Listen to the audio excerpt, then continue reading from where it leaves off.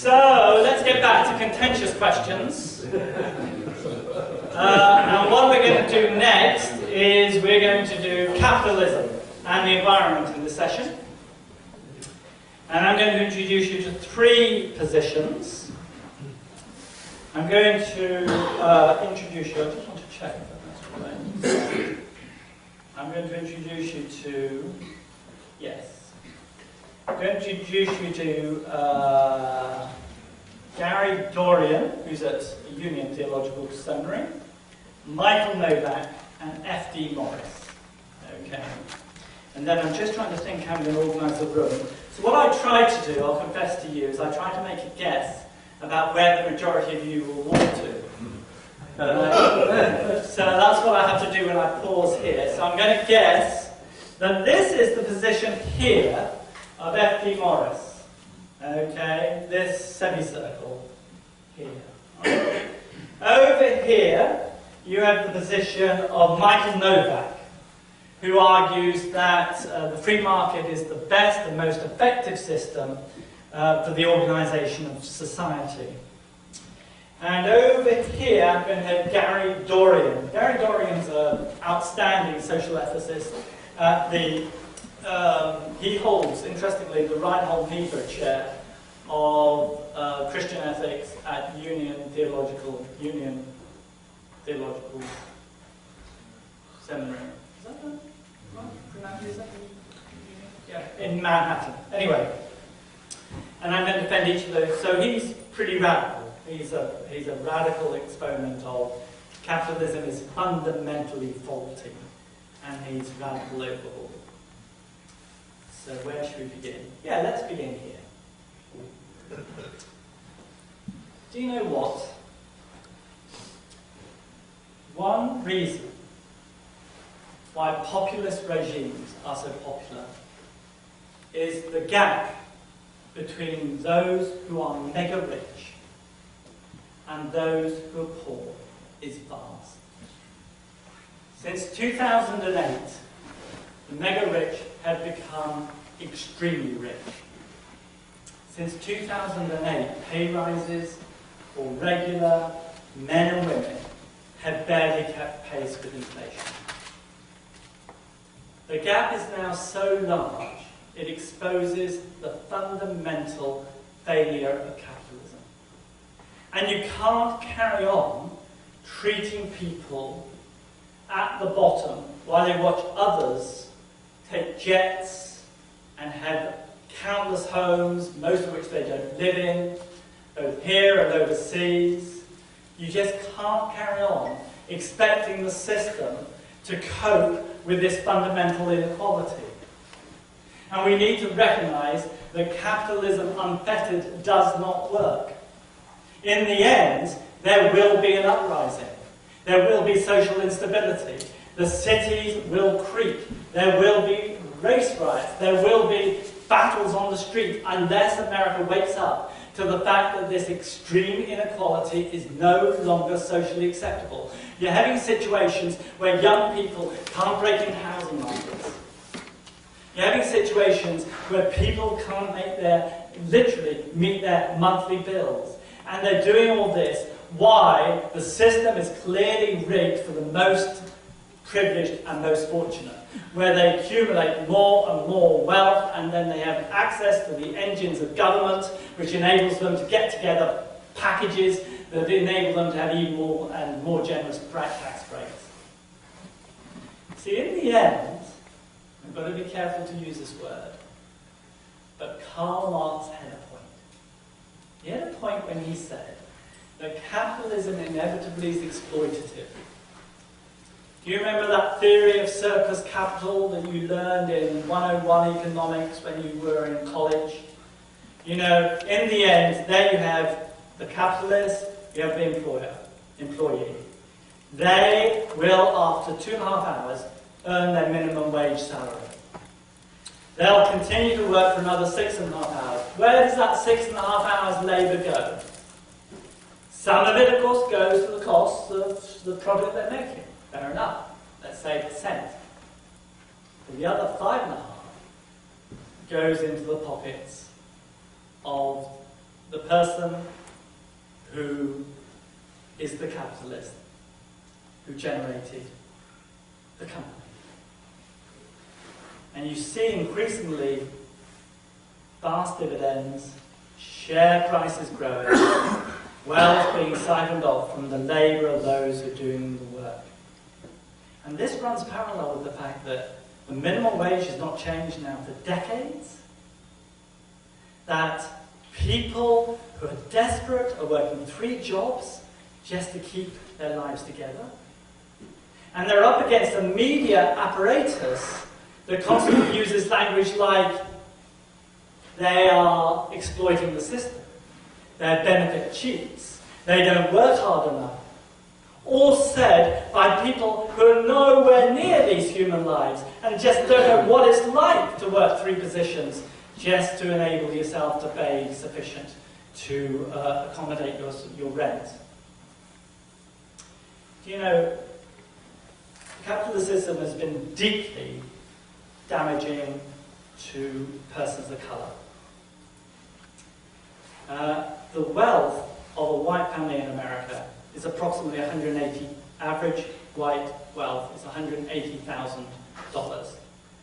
The wealth of average African Americans is $17,000. And for Latinx persons, $22,000. The key difference, of course, is property ownership. Because, of course, capitalism depends on property ownership, and when property goes up, so does the benefits of wealth accrue, and intergenerationally. All that people are being excluded from. The system's working great if you are rich, especially obscenely rich. It's working okay if you are upper middle class. But that minority is parasitic on exploitation and cruelty, and in the end, the system is gonna snap back. So we need to recognize there's a need for radical overhaul, get to work with it, do it.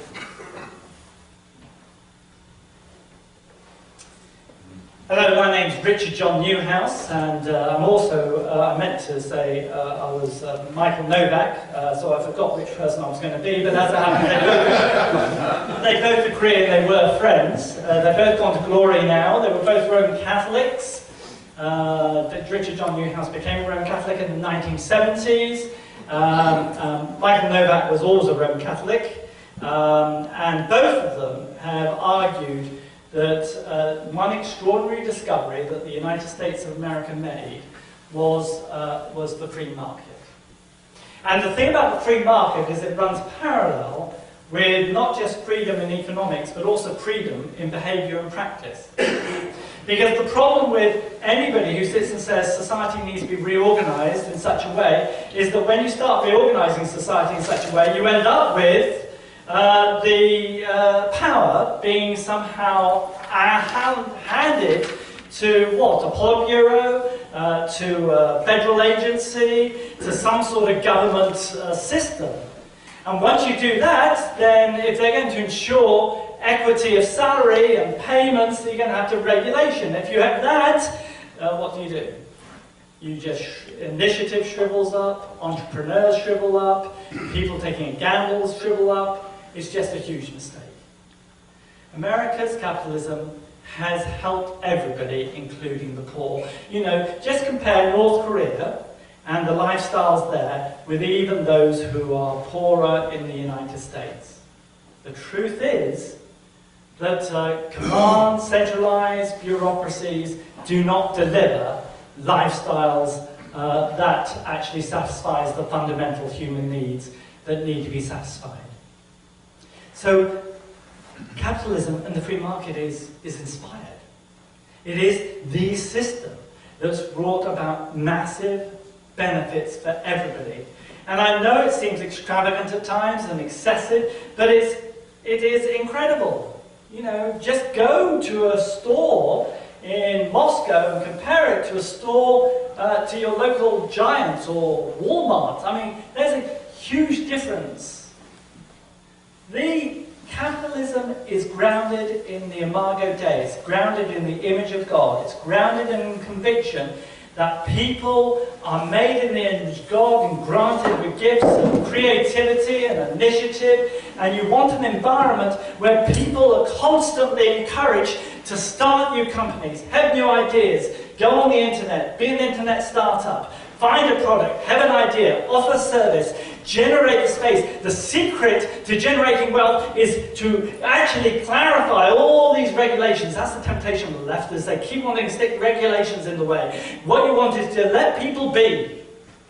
And when people are left to be, they'll take care of their families, they'll work hard, and they will have ideas. And there's nothing like ideas that's the engine of an effective economy. So don't be tempted with this season, where there seems to be unequal rewards, into losing sight that the fundamentals of the system are sound. What you need is an environment where people are free to innovate, invent, have ideas, make a difference. And they, through that energy and effort, providing it's not lured away constantly in taxation, because who's going to work if you're not going to actually benefit from your labour? So you've got to be free to accumulate, of course you must, and save, why not? And who is it to decide that you're not allowed to do these things? So trust in the American dream. Stick with this position. It is the future. Now I did get through all end up here. So let's see if I'm right. My name's F.D. Morris. I'm picking F.D. Morris. I can pick a number of people. F.D. Morris is a 19th century British. He called himself Christian socialist, but it's not meant in a Marxist sense, partly because Karl Marx had not written anything when F.D. Morris was writing. But what he was committed to was community. That for him was the important thing. And in a very real sense, he represents the sort of capitalism's okay provided there's an effective safety net. So let me outline that case. Of course, you're going to have energy and ideas and, organisation that generates wealth. That's fabulous. But you also need rules. You need rules to make sure that capitalism can be fair to capitalists. So you don't want a situation where the rules exclude other startups. You don't want a situation where, British Airways can force out of the market Max Jet by just pricing temporarily cheaper and then watching them struggle and disappear. You want to have rules in place that ensures that people who want to enter the market to start things up can do so. And in addition, you've got to understand that we need to live in a society where we have a responsibility to everybody in that society. And that responsibility means that I will do what I can to make sure that you've got adequate health care. That you'll do what I can to make sure that you're supported when, through no fault of your own, you lose your job. I will do what I can to enable you to be educated so you can have access to this entrepreneurial world that's so exciting. I will do what I can to make sure that you can fully participate and be supported in it all. So capitalism's all right, providing it's accompanied with regulation and it's accompanied with some sort of commitment to distribution of wealth from those who have to those who have not. So some sort of progressive taxation is essential. Those who are earning a large sum of money need to support those who are at night school trying to get their first degree. See, that's basically where America is. We've been trying that for years now. But see, the thing about the very rich is they're very skillful. And do you know, their appetite is just extraordinary. How many homes do you need? The hysteria that there might be a wealth tax over people earning 400 million or more. I mean, excuse me? That's not over assets of 400 million or more. That's not unreasonable. You must get to a point where you sit and think to yourself, okay, I don't need any more, surely. Why do I have to be not just a billionaire, but a billionaire 8 times over? Why? Isn't there a point at which society is allowed to say, look, stop. Resources are limited. We're all sharing this planet. How much does one human life need? And why do we tolerate a system that just allows people to become obscenely rich and countless others live in poverty and misery? The system's not right, and this sort of constant tinkering at the edges isn't working. And all this stuff about the fact it's an engine of initiative, that's long since gone. Go and talk to people with the opioid crisis. Go and talk to people who are disillusioned and can't find places to rent in our cities. That's just gone. We've got to move to this place sooner rather than later, because if we don't, America will break apart.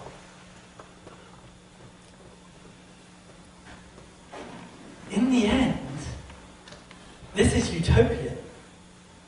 And once you start regulating, we just end up regulating initiative out of the system. So we've got to resist the temptation to say there's a problem, and the only solution is to break the whole system. It needs to be more imaginative. And sure, I'm happy with a commitment to education. Education is the gateway in. And we've got to find ways of making sure our public schools are good schools. And that's where the voucher scheme would make a huge difference. If every parent living in every neighbourhood could pick a team school knowing that their voucher will enable them to add to the income of that school, then you would have competition between the schools, and you have teachers which constantly thwart good teaching. They would be put in a position where they would lose their jobs, and the schools which are strong and doing a good job would do well. In other words, what we need to use is use the market to work on those areas which are a problem. And I'm a great believer in that. The problem in America is not the market, the problem is we don't have the market in enough places. Look, we're Christians here. We're Christians. Being Christian means that we actually recognize the intrinsic dignity of all people. Life is haphazard. There's so much anxiety. There's anxiety that I'll fall sick. There's anxiety that I won't be able to survive. If I lose my job, I might lose everything. We've got to put in a more effective safety net. We've got to help people when they fall down to stand back up again. And that means the system needs strong regulation, because left to themselves, powerful industries will prefer to pollute the lands, exploit the lands, take advantage of the land. When profit motive is all, it is all. And when profit motive is all, it means that the rest of us don't matter. So you can't say profit's the only thing that matters. We've got to get away from this individualistic model over here and this destroy the whole system over here. We've got to have a system where there's serious and radical overhaul of the system, but we recognise the fundamentals of the system are okay, but it is a matter of making sure that healthcare works and there is support for single mums who want to work and at the same time need their child taken care of. These sort of ideas need to be on the table, and that will be the way we'll get through this season. The question is, who's right? Turn to your neighbour and decide.